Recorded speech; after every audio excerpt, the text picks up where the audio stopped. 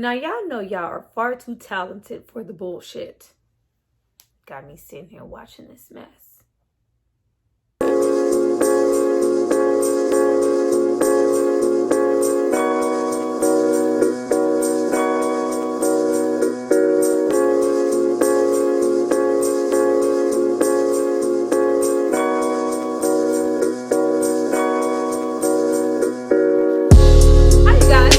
My channel is Tyra here with another struggle review, here to discuss the new film on Netflix, Thunder Force. Now, this film stars Melissa McCarthy and Octavia Spencer. Now, this is not my go-to film. I do love comedies, comedies, things that are supposed to make you laugh. I do love those, but comedies just aren't what they used to be. Now, before we get into what I thought about this film, what was happening and what quite was not, I need you guys to drop down and subscribe to my channel and like this video. I'm going to give you guys a moment to do that, and then we're going to come back and discuss all things typecasting, putting Ghostbusters and Spider-Man in a blender, and no.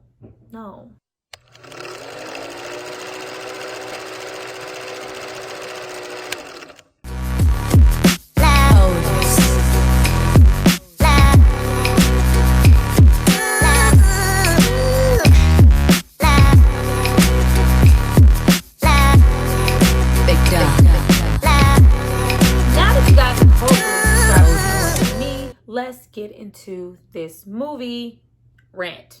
This is more of a rant. I just don't feel like this is even worth a full-blown review. Because if you watched it, then you know this wasn't a good movie. We get into the movie and we get into a young Octavia Spencer and a young Melissa McCarthy in, elementary, high school and on up, and them building a friendship. It was, who wrote this? If we could just start there with who wrote it, we will work our way down to everything else that was wrong with this comedy. It's like people don't understand what a comedy is anymore.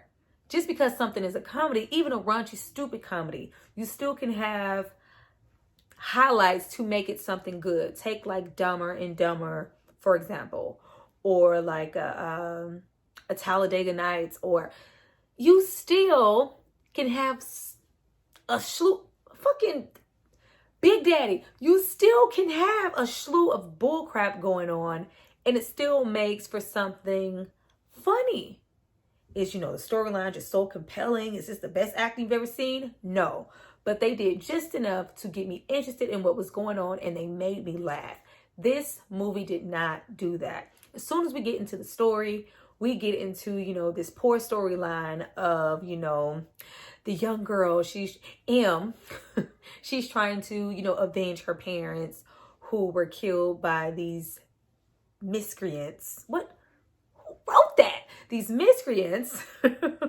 And, she wants to spend her whole life trying to make herself a super person and get superpowers so she can avenge her parents. That's just, if I heard that, they made sure they put that in the script 1,000 times.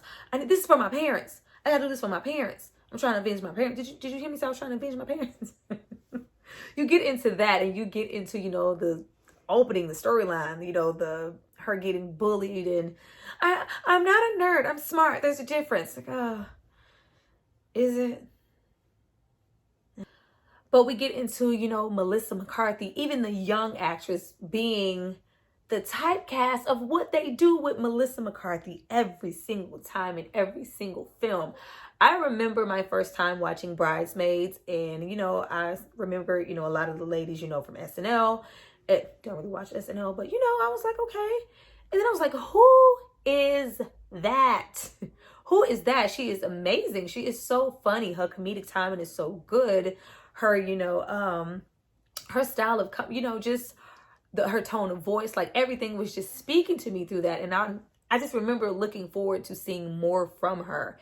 And then we cut to now, and it's just for each role, they go out of their way to kind of make her a little butch looking and give her that same tired ass wig. I'm like, is that just the Melissa McCarthy wig? Or we get that same wig, that same storyline of, most of the time trying to make her look, you know, attractive, loud, and she always, you know, it's always like a little sprinkle of butch in there. Like, why? Like, as soon as we cut to, you know, them growing up, you know, that little poor storyline.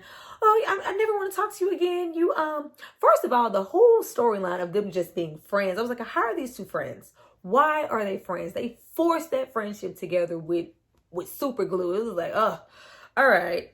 And then we get into the miscreants and the storylines just not making sense.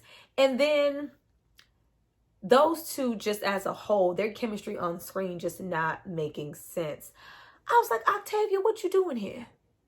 What are you doing here? Not saying I want to see her in the dramatic, the help, minute don't burn no chicken every single time, but just here, it just did not mesh well, and she just seemed out of place here for me. But we get into them, you know, coming back together, you know, via a reunion because they had such a good friendship before. And once we got to Melissa McCarthy's character accidentally injecting herself with super strength, and we have, you know, like 50% of the movie just being, you know, prep and her training and taking more dosage and eating raw chicken. It was some of the most unfunny things I have seen in a very long time. And this is coming from someone, like, I tell y'all, I went back the other day and went to watch Waterboy, and I was like, what the hell were we thinking? I was like, oh my gosh. But even with that, there still were, you know, strong elements of comedy there. So with watching this, I was trying to see why she was not resonating with me, even though she was typecast. Because you have Adam Sandler, he has a niche. That is his niche. You have, you know, Will Ferrell. That's his thing. Like, you have comedians and, you know, just many actors, but I'm just focusing on comedians here who are continuing to be typecast, and they play the same role, deliver their lines the same way. But I was like, what is not hitting here? But then I started thinking about, you know, how much I love something like a Big Daddy versus, you know, Jack and Jill, where it's just like, what the hell is going on here? And it's just like, even though this actress is being typecast and we are seeing them in the same role over and over, it was funny. It was funny seeing Will Ferrell, you know, in Step Brothers, and seeing, you know, the same two again, you know, on the boat. And then Talladega. It was funny. So them being typecast, it's kind of like, oh, again, Will Ferrell. But it's like, again, y'all hitting again. It's still hilarious. A lot of the times with Melissa McCarthy, it's not hilarious. It's not funny. And it just does not resonate with me. I seen her in This Is 40. I loved it. And I actually seen her in a more dramatic role for like maybe kind of like the first time with, gosh, what is it called? Like, don't tell, I'm finna say y'all, don't tell me. Gosh, it's The Kitchen. Saw her in The Kitchen with, you know, Tiffany Haddish, another typecast. Good. I mean, you know, the movie wasn't the best, but just to see her transition and to try to be something dramatic. And I seen something recently. I didn't watch the movie, but I saw clips of her being dramatic. A lot of times these comedians who are in their comfort zone of continuing to be typecast, like a Will Ferrell or an Adam Sandler, when they get a chance to play in dramatic roles, it's amazing. And I'm just like, we can't get no more of that. We can't. But okay, you know what? Just bump that. Those were just my personal feelings with Miss Melissa McCarthy. Girl, I just want something else. I just want a little bit more. But just getting back into the story, I am just disconnecting completely with a lot of comedies that are coming out right now. It's like, did you guys even try Crab Arms?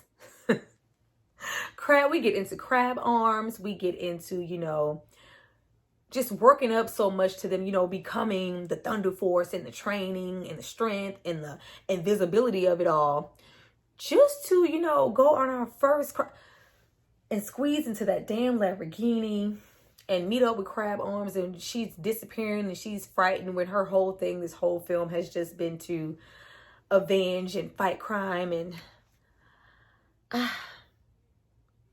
it was just so, I don't have one good thing to say about the film. I didn't laugh at all. I just was and shocked that people put money into this and put it on screen and people actually said these lines. I was very shocked to see Octavia Spencer here, but I mean, you know, hey, she deserves a break. She ain't got to give it to us every time. Sometimes you just want to show up, say a couple of lines, have a piss poor storyline, you know, with your daughter, and you forcing her to be a nerd and be a part of the family business, and then you realize and have revelations later and build a damn friendship / partnership / superhero Batman and Robin shipness with the friend that doesn't seem like was even your damn friend in the beginning. Hey, we can do that sometimes. We don't got to go for the gold. So with me getting absolutely nothing from the movie, my main focus was just watching Melissa McCarthy. I mean, Octavia was giving what she always gives. It was nice to see her kind of light. She does have really good comedic timing at times. But just the focus, I just was like, again, Melissa, again with the raunchy butch. Like, why do you always try to make her look dirty? And y'all ever notice how dirty they try to make her look? She always looks a little seedy in movies.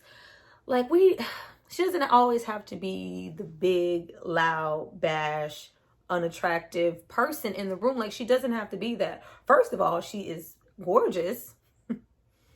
And I mean, I guess it's wrong for us to want more. Like, girl, it's my bread and butter, which is how I show up, say my lines, do my niche, and I go home. But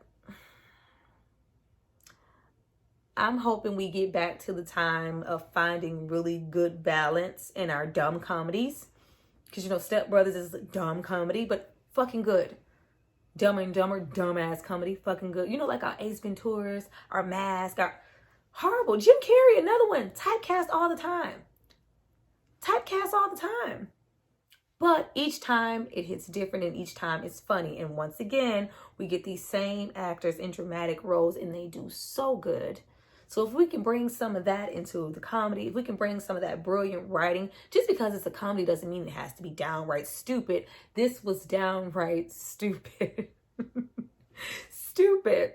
And even with, you know, how dumb the storyline was, if the jokes landed and it was funny, I could have got into it. They weren't.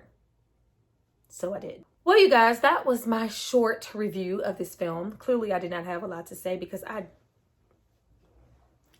trying to get y'all different content. You know, I'm trying to look at different stuff.